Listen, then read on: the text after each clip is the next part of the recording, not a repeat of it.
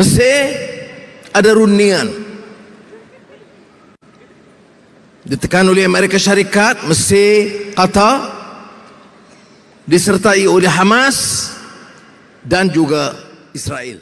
Kita bersama dengan rakan-rakan dunia Arab, dunia Islam dan dengan negara yang lebih progresif mau penindasan ini, kezaliman ini, penjajahan ini, pembunuhan ini dihentikan oleh Zionis Israel.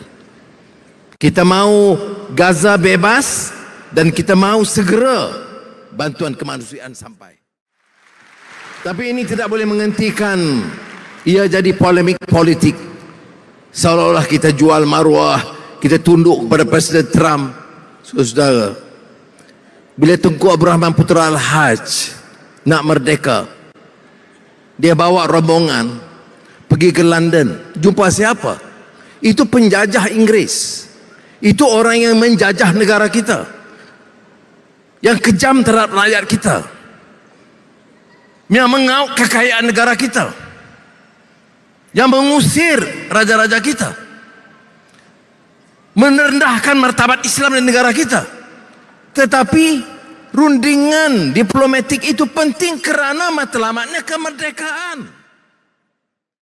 Saudara, harus ada kebijaksanaan. Yang saya mau dan rakan-rakan saya mau itu damai. Jangan dibunuh lagi anak-anak kita di Gaza. Jangan diapa-apakan wanita kita. Merdekakan mereka. Beri hak kepada mereka.